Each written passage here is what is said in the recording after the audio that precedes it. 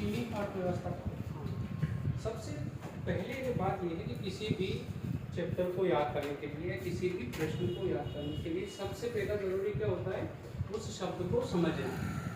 जब तक शब्द समझ में नहीं आएगा हमको उसका आगे का सारांश समझ में नहीं आएगा। ठीक है, चीनी का मतलब तो चीन की बात हो रही है। अर्थव्यवस्था, अर्थव्यवस्था कितने लोग हैं तो इसका अच्छे से अर्थ समझते हैं या मतलब समझते हैं। क्या होता है अर्थव्यवस्था? अर्थव्यवस्था का मतलब क्या होता है? सब हम पढ़ रहे हैं, जब हमें शब्दों का अर्थ पता नहीं होगा हम उसका उत्तर याद करेंगे, कैसे होगा? नहीं होगा, नहीं हो सकता। अर्थ का मतलब होता है पैसा।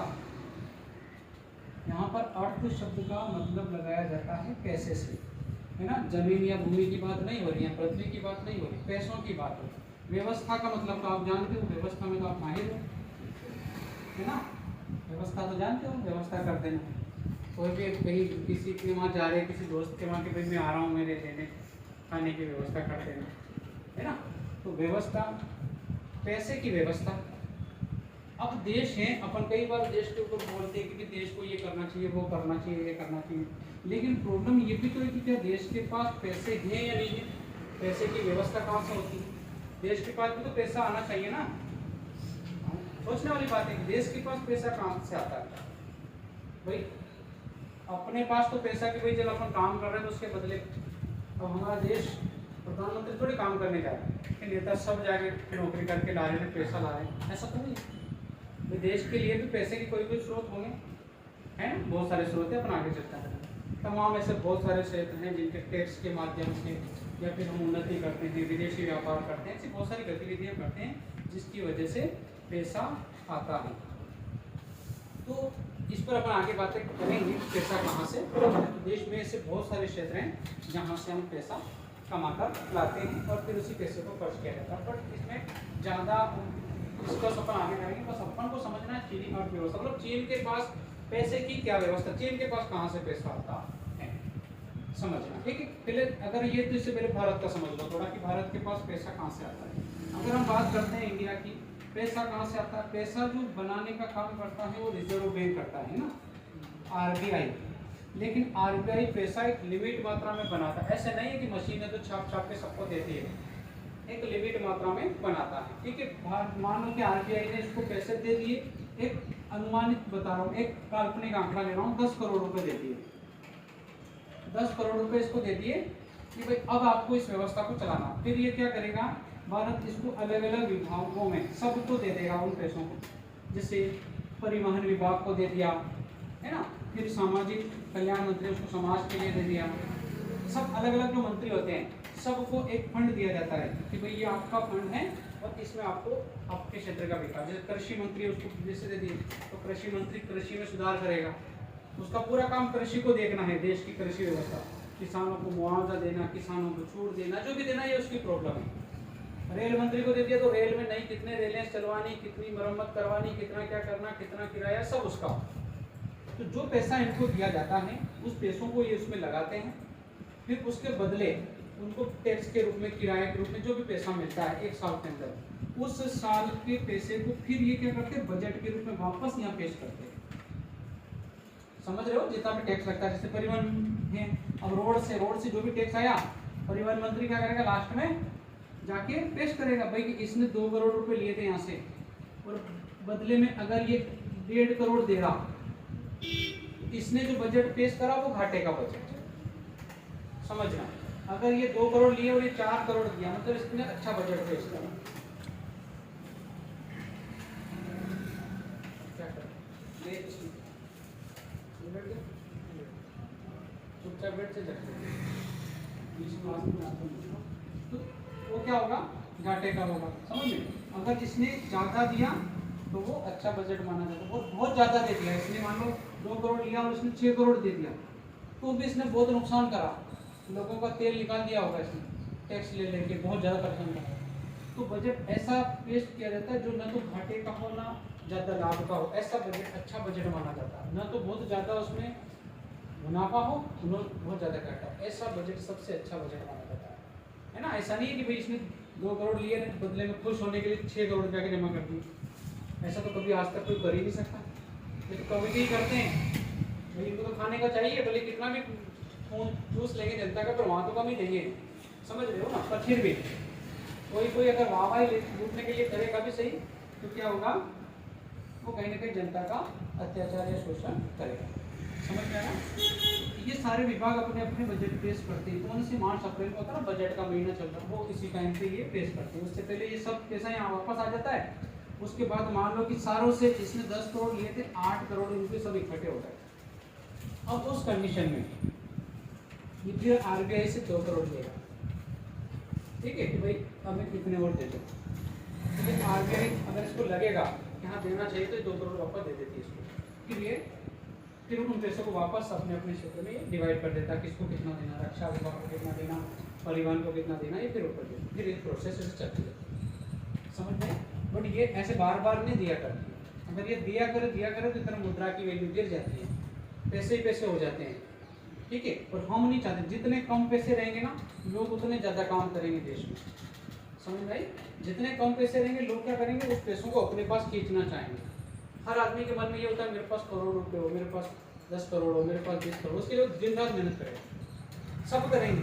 तो ये 10 करोड़, अगर मान लो 10 करोड़ रुपए हैं, और ये 10 करोड़ में से 5 करोड़ अमीर लोगों ने खींच लिए, रहे 5 करोड़, तो 5 करोड़ में जितने भी मध्यम वर्ग वगैरह सब इसी में मरते हैं, ठीक है। और इसमें से और जो बहुत गरीब है, वो तो उसमें 1-2 करोड़ के अंदर ही पिसाते रहते हैं, 100-200 रुपए की राखी करने वाले, ये सब उसी में पिसाते हैं। तो जो ज़्यादा कमाएगा वो पैसा उसके पास जाएगा। तो ये अधिकतर पूंजी का केंद्रीकरण हो जाता है। कभी कभी क्या होता है, बहुत अमीर लोगों के पास से पैसे इकट्ठे हो जाते हैं। जैसे ये इकट्ठे होते हैं ना, इधर गरीबी बढ़ती है, क्योंकि पैसा इधर, वहां से तो 10 करोड़ है, उसके पास तो पता है कि मैंने 10 करोड़ दे रखे, लेकिन ये पैसा इधर मार्केट में अमीर लोगों के पास इकट्ठा होता है, ठीक है। तो वो फिर इधर ही देश में गरीबी, अब फिर ये भी सोचेगा देश में यार कि इतना पैसा तो मैं दिया गया कहाँ, ठीक है। फिर डाउट होता है काला धन, फिर होता है कि काला धन के, यार लोगों इतना पैसा कहाँ रखा। उस कंडीशन में बात आती है फिर कुछ उसके खिलाफ एक्शन लेने की। तो ठीक है, तो ये जितना लोगों के पास वो पैसा बिखरेगा, फैलेगा, उतना लोगों का जीवन स्तर अच्छा चलेगा। लेकिन अगर ये पैसा किसी व्यक्ति विशेष के पास इकट्ठा हो गया, कहीं भी हो जाएगा, बड़े बड़े बिजनेसमैन हैं या बड़े बड़े नेता हैं, इन पैसों को कहीं ना कहीं इकट्ठा करके रखे हुए, तो उस कंडीशन में यहाँ गरीबी, इससे पता चलेगा कि अब देश ऐसा नहीं कि छाप के इनको और दे दे, नहीं दे सकता, क्योंकि फिर वो पैसों की वैल्यू खत्म हो जाएगी। समझ में आया। मैंने आपको एक दिन बताया था कि मान लो रिजर्व बैंक को क्या चाहिए, भाई ये तो छापे दिन रात छापे, इतने छापे, नोट ही नोट करते हैं, और पूरे देश के लोगों को दे दे 1-1 करोड़ रुपये, सबको दे दे, सब अब करोड़पति बन जाएंगे। तो सब करोड़पति बन जाएंगे, फिर काम कौन करेगा, कोई नहीं करेगा। आप किसी सब्जी वाले के पास जाओगे तो वो तो देगा आपको सब्जी, वो तो करोड़पति है। आप दूध वाले के पास जाओगे, वो तो दूध बेचेगा, करोड़पति दूध बेचेगा, वो तो गाड़ी होंगे, कोई काम नहीं करेगा। देश में पैसों की कोई वैल्यू नहीं रहेगी। आप इसको 500 रुपये दो तो वो चाय नहीं पिलाएगा, मतलब चाय की वैल्यू 500 की, जो 5 रुपये की थी वो 500 में भी नहीं मिलेगी। तो पैसे मतलब कोई वैल्यू नहीं रहेगी। समझ रहे हो ना। किसी देश की मुद्रा हाई होती है, किसी, हम बात करते हैं अमेरिकन डॉलर की, डॉलर का हम 85 रुपये देंगे, जब हमें $1 मिलेगा, तो उनकी मुद्रा की वैल्यू उतनी है। हमारे यहाँ पर ये पैसे फेल गए ना, इस वजह से उनका मूल्य गिर गया। वरना पुराने लोग नहीं कहते कि भाई हम 2 रुपये लेके जाते थे और हार्ड करके आ जाते, है ना। उस समय क्यों कैमरे लगे हुए थे कैमरे वाली बात नहीं है। उस समय वस्तुएं, मुद्रा कम थी, उसकी बहुत वैल्यू थी, जो चीज़ें हैं वो सस्ती थी, इस वजह से मिल जाती है। समझ में आई बात। ये सारी चीज़ें, तो मान लो हमने कहा पैसे आए, अब पैसे हम कोशिश करते हैं देश के भाई इसका विकास हो, इसलिए पैसे तो यही हैं। हम क्या करते हैं, विदेशों से पैसा खींचने का प्रयास करते हैं, कोई वस्तु बनाकर वहाँ बेचते हैं और वहाँ से पैसे लाते हैं। हम इससे नहीं लेंगे, इससे लेंगे तो यहाँ कुछ बढ़ेगा। हम क्या करेंगे, वहाँ से खींच के लाएंगे, तो वो वहाँ का पैसा यहाँ आएगा। तो हमारी अर्थव्यवस्था, देश का प्रयास क्या रहता है कि ज़्यादा से ज़्यादा विदेशों से पैसा आए हैं, कैसे भी करके वहाँ का पैसा खींच के लाएं। जब वो खींच के लाएंगे तो निश्चित रूप से हमारा विकास होगा। यहाँ से तो हम रेडीमेड बना लेंगे तो विकास नहीं होगा। बात यहाँ से विकास नहीं होगा। मान लो कि आपके घर पर एक भैंस है और वो दूध दे रही है 5 लीटर, और उस दूध को तुम ही सटा रहे हो, तो उसमें तुम्हें फायदा नहीं हो रहा, बस हाँ, तुम अपने आप में ग्रोथ करोगे लेकिन फायदा नहीं हो रहा, मतलब व्यापार नहीं करोगे। अगर तुम्हें पैसे चाहिए तो उस 5 लीटर में से 2 लीटर तुम यूज करो, 3 लीटर बेचो, तब पैसा आएगा। समझ रहे हो ना? ये अपना ही पैसा अगर अपन बना बना के इनमें बांटेंगे तो विकास थोड़ी होगा। विकास कब होगा? जब हम कोई वस्तु बनाएंगे और विदेश में बेचेंगे और वहां से पैसा लेके आएंगे तो विकास होगा। समझ रहे हो ना? ऐसा ये होती है जो जो जिस तरीके से हम पैसा लाते हैं, चाहे वो कृषि से लाएं, चाहे व्यापार करके लाएं, चाहे कोई नृत्य करके लाता है, कोई टैलेंट से लाता है, कोई कॉमेडी करके लाता है, कहीं से भी वो पैसे कमा के लाता है तो वो पैसे कमाने की जो व्यवस्था है वही अर्थव्यवस्था है। समझ रहे हो?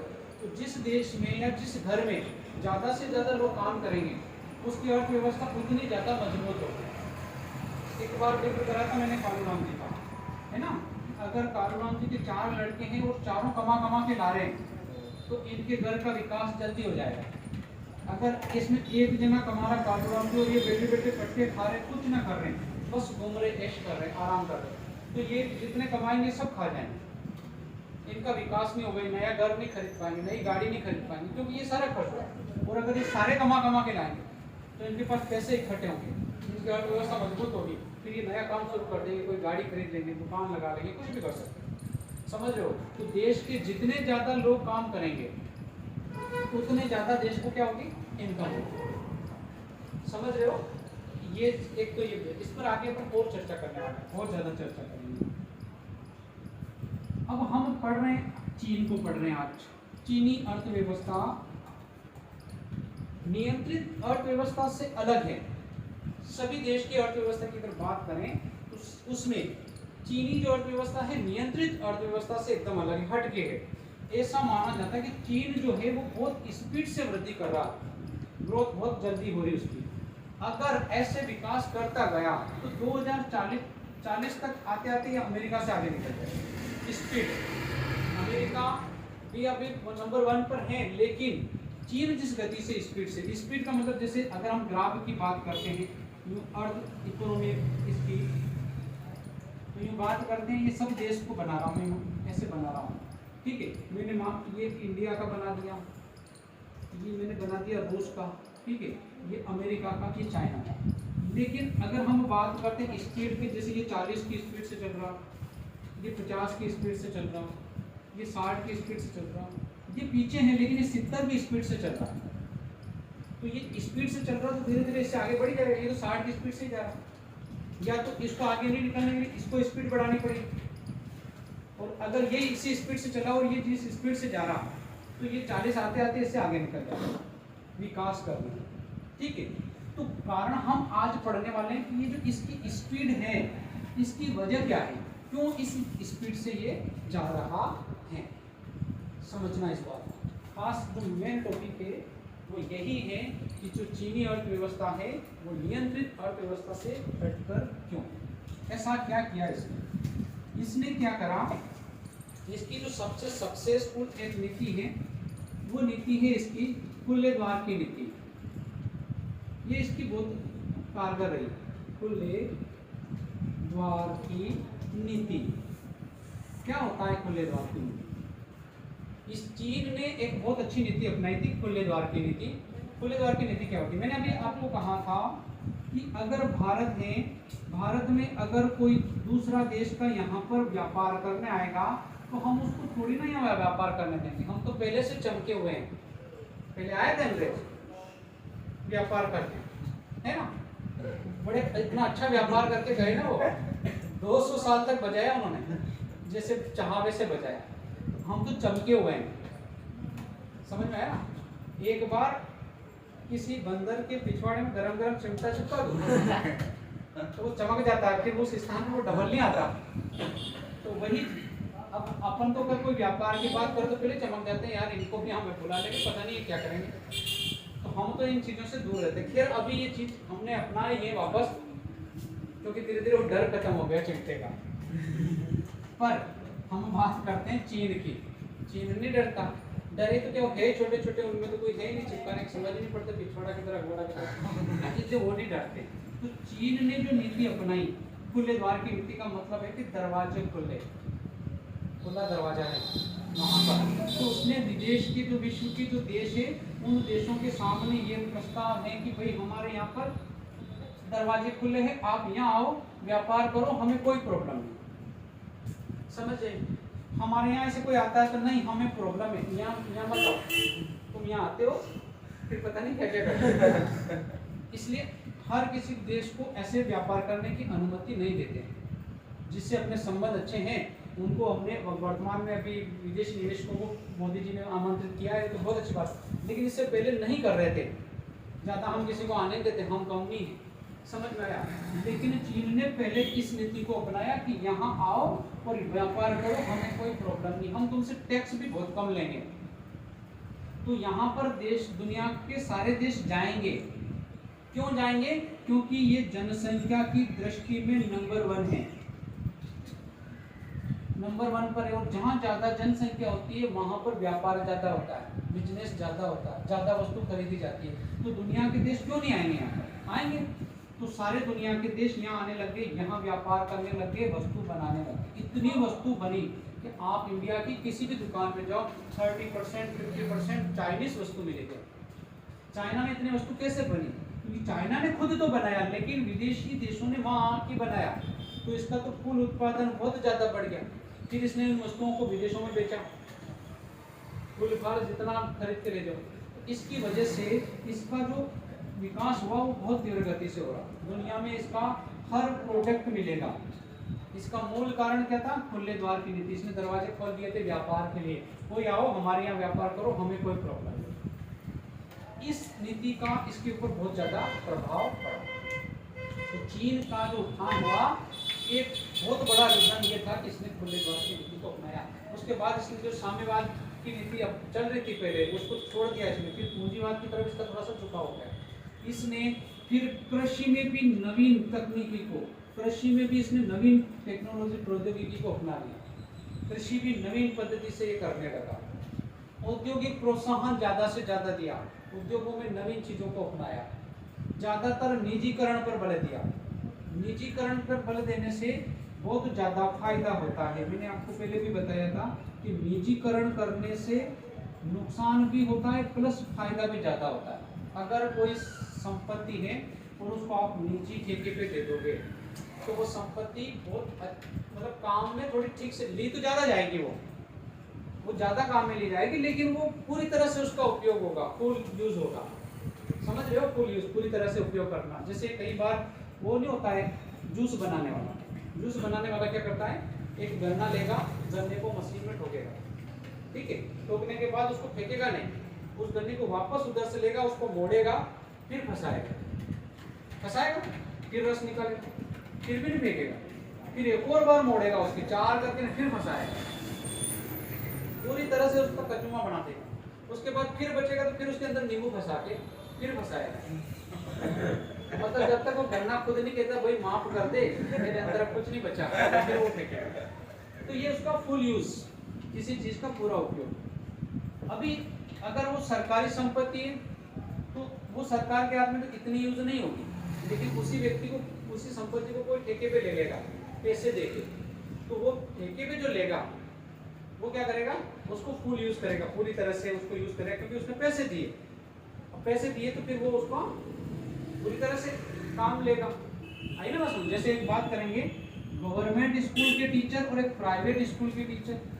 अगर गवर्नमेंट स्कूल का टीचर 10 बजे स्कूल नहीं गया तो कोई टेंशन नहीं, और अगर प्राइवेट स्कूल का 10 बजे का टाइम और 11 बजे आया टीचर, तो वो वहाँ से एब्सेंट लगा देगा, नहीं एक्सेप्ट करेगा उसको, क्योंकि वो तनख्वाह दे रहा उसको, प्राइवेट है, उसका खुद का स्कूल। यहाँ पर 10 बजे की जगह नहीं भी आया ना, दूसरे दिन आके परसेंट लगा देगा, इतना ध्यान नहीं दे। ये अगर यहाँ स्कूल में आके पढ़ाई नहीं पढ़ाए बैठा तो भी कोई नहीं बोलने वाला। ये प्राइवेट स्कूल का टीचर मान के बैठ नहीं सकता, इसको जाके पढ़ाना ही है, क्योंकि ये इसी बात की तनख्वाह ले रहा।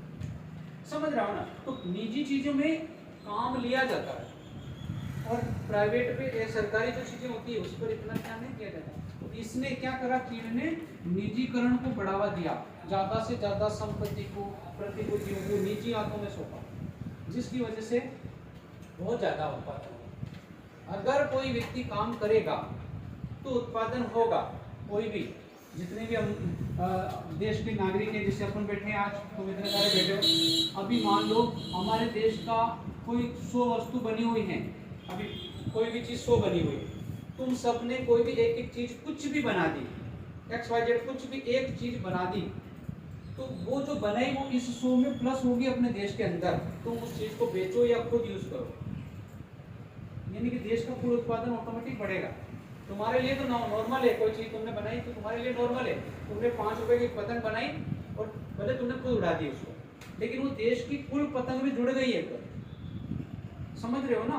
तो जितनी वस्तु बनेगी व्यक्ति, चाहे वो खुद यूज करे चाहे वो किसी दूसरे को बेचे, देश के कुल उत्पादन में जुड़ती है। हमारे लिए आम बात होती है कि हमने बस बना के इसको ऐसे यूज कर लिया या किसी को दे दिया, बनाया 5 रुपये किसी को दे दिया, 5 रुपये की चॉकलेट खा गए, तुम्हारे लिए नॉर्मल थी वो, लेकिन देश की कुल उत्पादन वाली पतंगें जुड़ गई थी वो। अगर तुम नहीं लेते तो वो व्यक्ति कहीं और से भी खरीद के लाता, उसको तो चाहिए थी। तो यानी कि अगर व्यक्ति काम करेगा कुल उत्पादन बढ़ेगा। इसलिए सरकार क्या चाहती है कि ऐसी कोई भी चीजें लोगों तक पहुंचाई जाए ताकि वो काम करे, बैठे नहीं। अगर लोग बीमार हैं तो काम रुकेगा।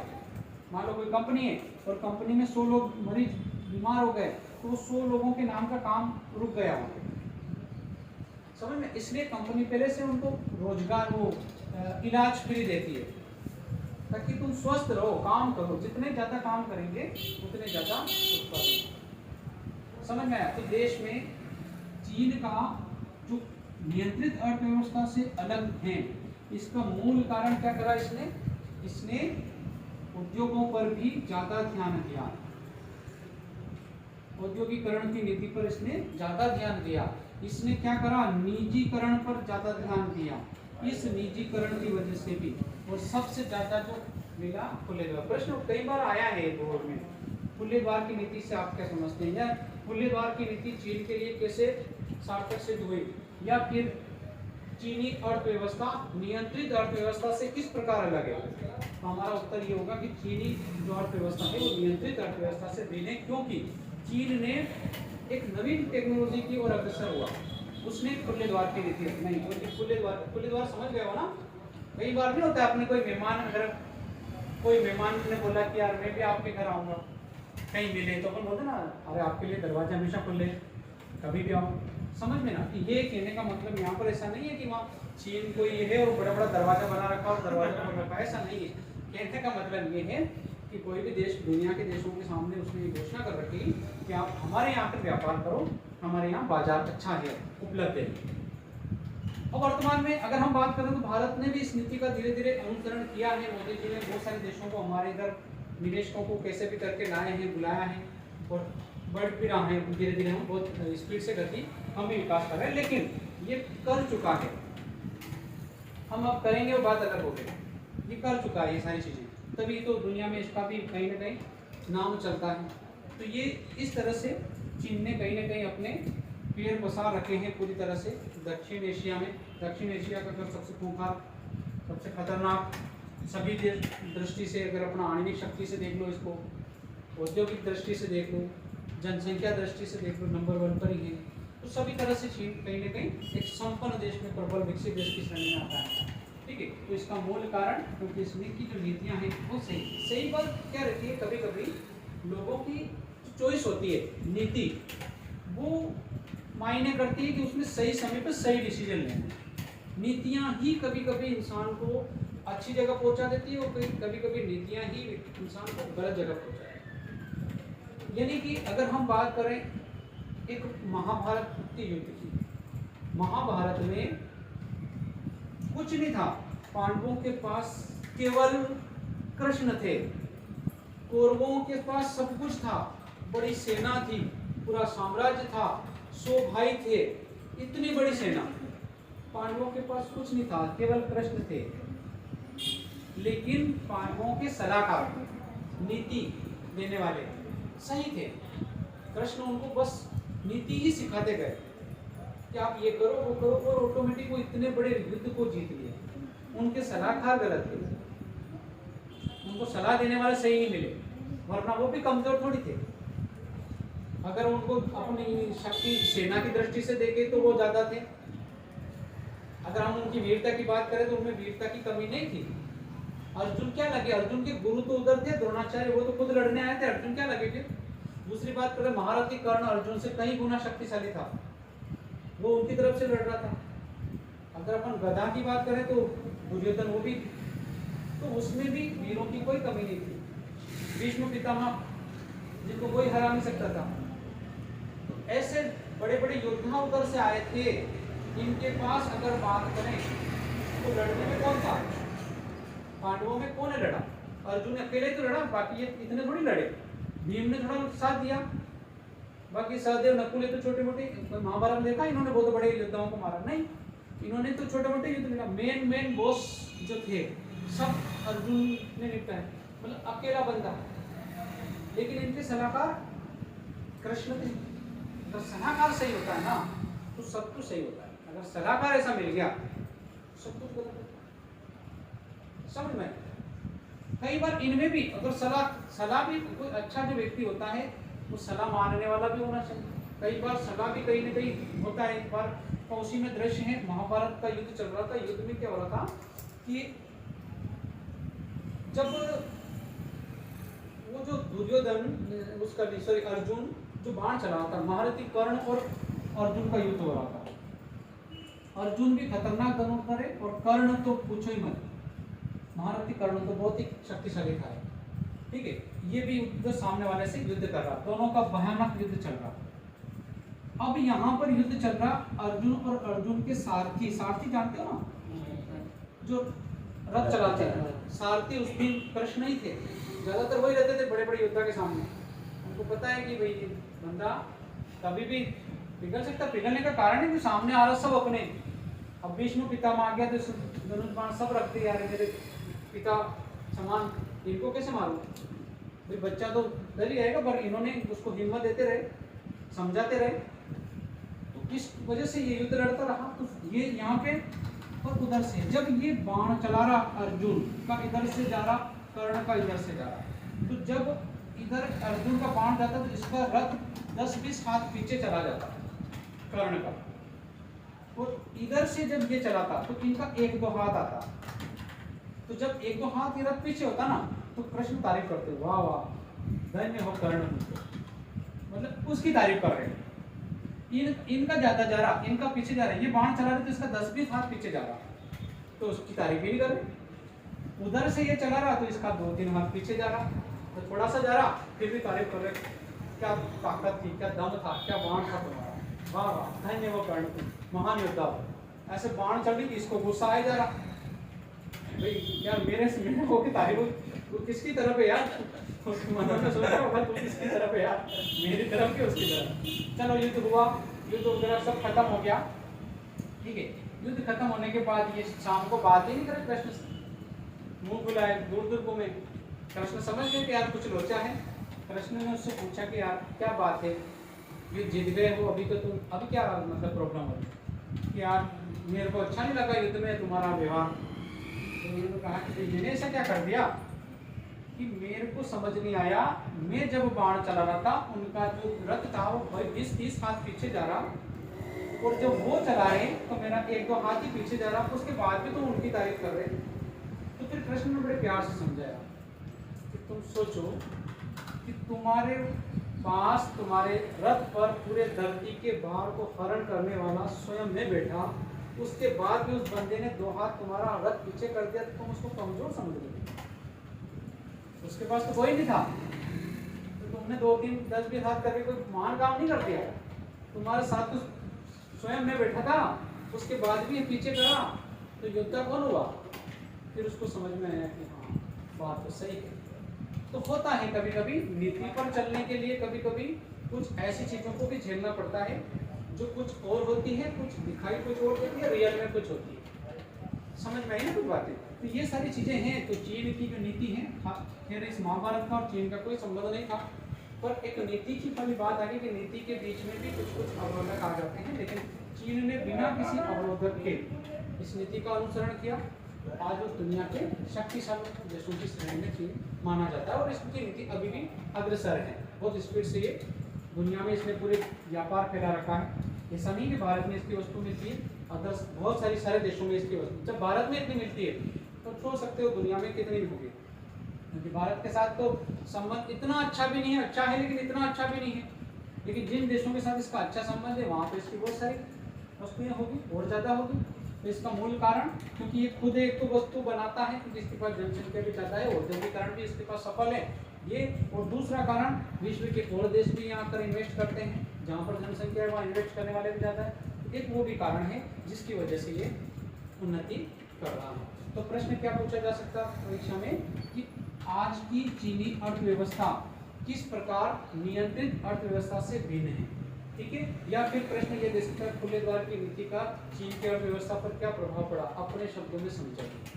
बहुत इजीली प्रश्न है, शायद समझ में आ गया होगा। आया कोई डाउट है?